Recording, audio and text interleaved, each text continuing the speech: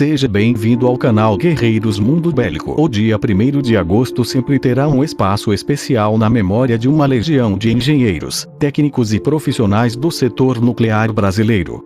Nessa data, no ano de 1997, essa indústria entrava em uma nova etapa com a criação da eletronuclear. A empresa ainda era uma recém-nascida, mas já tinha em mãos um desafio de gente grande. De um lado, caberia à companhia mudar os rumos da usina de Angra 1, que viveu seus primeiros anos de operação como uma série de obstáculos e conviveu com o apelido nada agradável de vagalume. Do outro, a empresa também tinha a obrigação de concluir as obras de Angra 2, que acumulava anos de ritmo lento naquela altura. A história mostra o desfecho dessa parte do enredo. Angra 1 passou por adequações e hoje colhe os resultados. Bateu o recorde de produção em 2019 e atingiu um fator de capacidade de 98,21% no período. Angra 2, por sua vez, entrou em operação em 2001 e foi fundamental naquele período para o fornecimento elétrico no Brasil, que vivia a crise do apagão. Isso sem contar os recordes e as aparições no top 10 de maiores usinas nucleares do mundo. Por isso, hoje, 04 de julho de 2020, o Petronotícias vai resgatar um pouco dessa história, conversando com pessoas que acompanharam a empresa de perto. Antônio Muller, por exemplo, participou do desenvolvimento de Angra 1 e Angra 2, na época ainda como executivo de Furnas. Ele foi testemunha do nascimento da eletronuclear e do importante papel da empresa para o setor. A eletronuclear foi criada com uma capacitação muito forte, porque juntou duas empresas muito capazes e com muita bagagem técnica, Furnas e Nuclea. A eletronuclear terminou Angra 2 de maneira muito competente, afirmou. A eletronuclear é um orgulho para todos que trabalham no setor nuclear, porque existe uma competência muito grande dentro da empresa, concluiu. Para relembrar as conquistas do passado e contar o que vem pela frente, também conversamos com o presidente da eletronuclear, Leonon Guimarães. Ele cita, por exemplo, o impacto positivo das usinas para a economia fluminense e para o município de Angra dos Reis. Ironias do destino, a região onde estão instaladas as duas plantas, Itarna, era iluminada por lampiões na década de 1970. Hoje, é de lá que sai cerca de 60% da energia consumida no Rio de Janeiro. Lembrando do passado, um fato curioso é que antes de começarem as obras existia um forte desmatamento nas montanhas ao redor da praia. Mas hoje você vê a exuberância da floresta. Ou seja, energia nuclear também faz bem às árvores, afirmou Guimarães, em tom descontraído. O presidente também nos contou os próximos passos de Angra 2. Naquele momento foi extremamente benéfica para a gestão da crise, porque injetamos uma grande quantidade de potência em uma região próximo ao centro de carga São Paulo e Rio de Janeiro. A usina foi uma ferramenta de gestão muito importante naquele momento. Outro êxito é que, a partir daí, o desempenho de Angra 1 começou a melhorar sensivelmente. É do conhecimento de todos que Angra 1, no início de sua vida, em 1985, sofreu vários problemas técnicos e foi até maldosamente apelidada de vagalume. Mas a partir do final dos 1990 e, coincidentemente com a criação da eletronuclear, o desempenho de Angra 1 veio crescendo e se estabilizando em patamares elevados. Até que, no ano passado, Angra 1 bateu seu recorde de geração, com fator de capacidade muito elevado. Como o senhor disse, Angra 1 teve um início de vida com alguns percalços operacionais. Mas, no ano passado, vocês alcançaram um recorde de produção. Poderia falar um pouco do papel da eletronuclear nessa evolução da usina? O grande marco de Angra 1 foi a substituição dos geradores de vapor. Os geradores de Angra 1 e de todas as usinas de sua geração sofriam de uma deficiência do projeto, que era um material utilizado nos tubos de gerador a vapor. Era uma liga que foi escolhida na época do projeto, no início da década de 70, e a experiência operacional demonstrou que não era mais adequada. Então, uma quantidade enorme de geradores das usinas contemporâneas de Angra 1 foi substituída. Aqui no Brasil, durante muito tempo a usina operou com restrições na sua capacidade, justamente por causa desse problema. A planta operava com apenas 80% e fazia 2 paradas por ano, o que tornava seu desempenho bastante deficiente. Mas, a partir de 2009, quando foi feita a substituição dos geradores de vapor, a usina passou a ter condições de operar com toda a sua capacidade.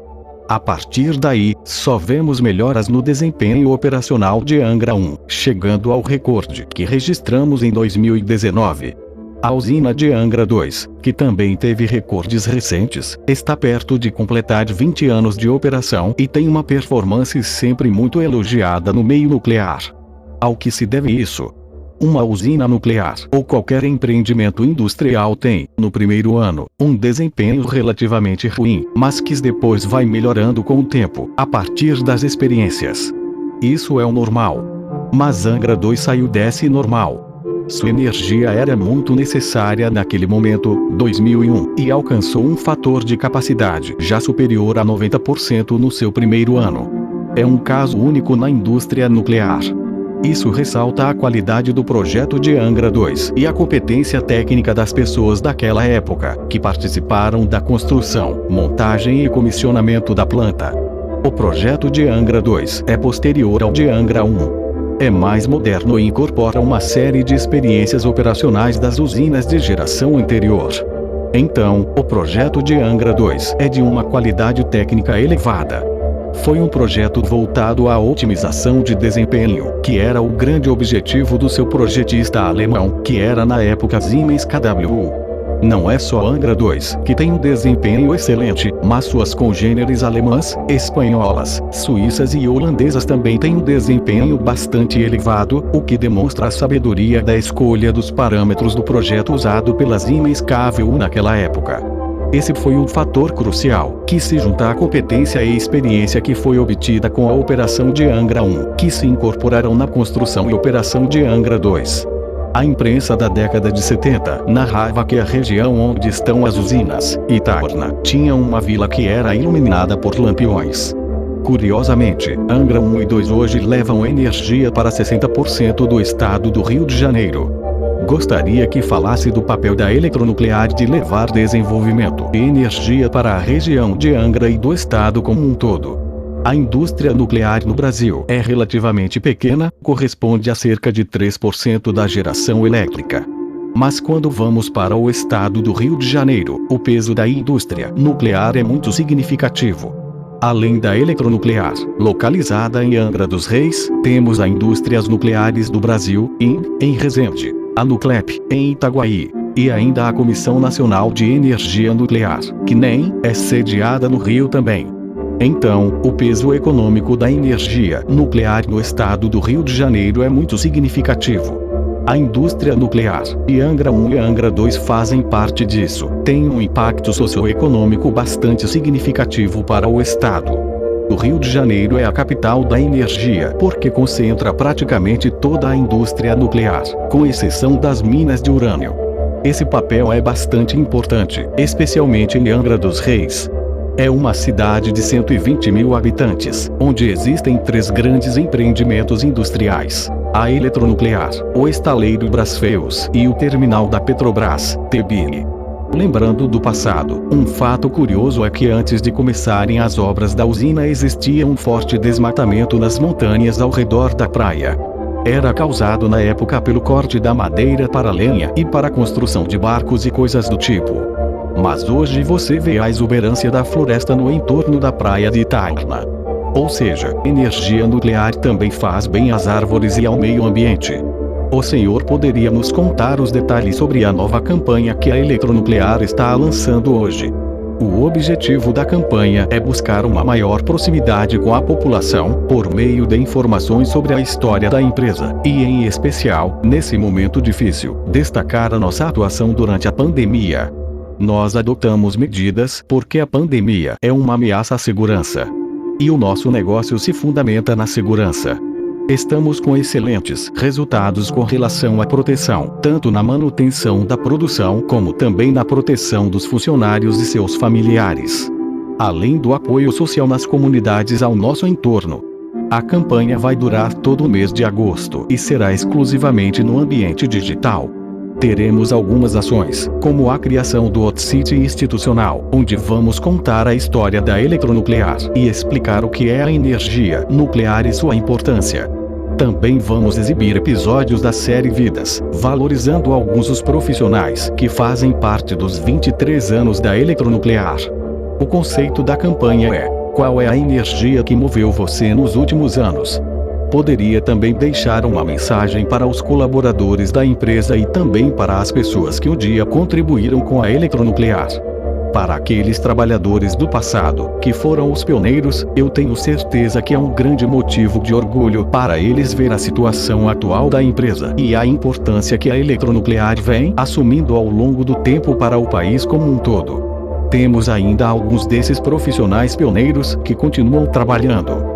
Costumo chamá-los de decanos. O nosso diretor de operações, João Carlos, tem mais de 40 anos de trabalho na empresa. Isso também é motivo de orgulho para quem está trabalhando hoje. A grande mensagem importante é que uma empresa é um agrupamento de pessoas. Ela é tão boa quanto as pessoas que fazem parte dela. O fato de termos resultados tão positivos significa que o desempenho individual das pessoas é também muito positivo. Trabalhamos com um grupo motivado de pessoas que são competentes e que gostam de enfrentar desafios. A eletronuclear sempre foi movida a desafios. Começamos com o desafio de construir Angra 2 e de transformar Angra 1 em uma usina de desempenho de classe internacional. Esses dois desafios foram vencidos. Agora, vivemos um novo desafio, que é construir Angra 3 e fazer com que a planta tenha um desempenho superior a Angra 2. Ou seja, isso só pode ser feito com pessoas competentes e motivadas.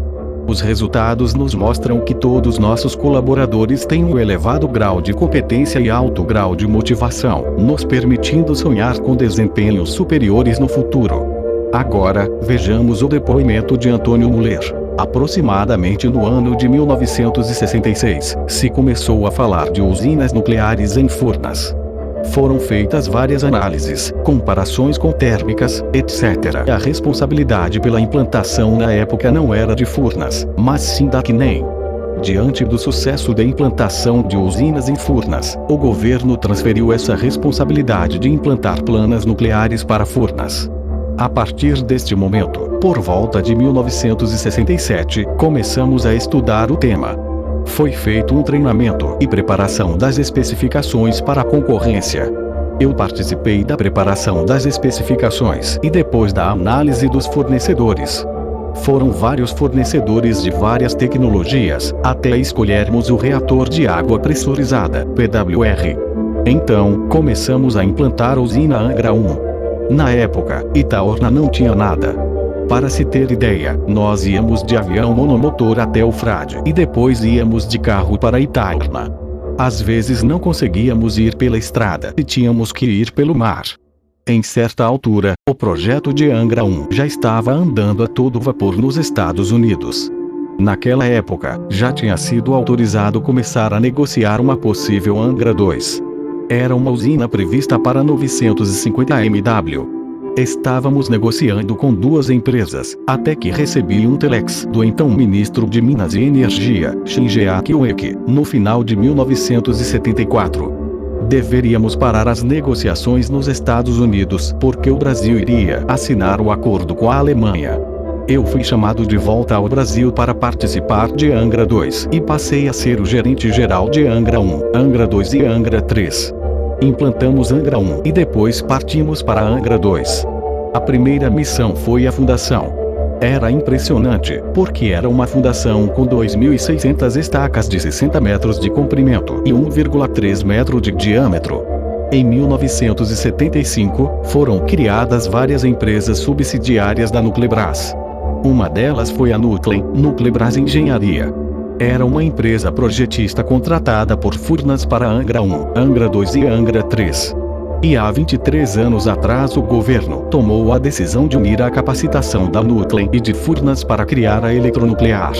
A eletronuclear foi criada com uma capacitação muito forte, porque juntou duas empresas muito capazes e com muita bagagem técnica. A eletronuclear terminou Angra 2 de maneira muito competente. E dá um show de operação, batendo recordes continuados. A Eletronuclear é um orgulho para todos que trabalham no setor nuclear, porque existe uma competência muito grande dentro da empresa. Se inscreva no canal, deixe seu like e ative o sininho.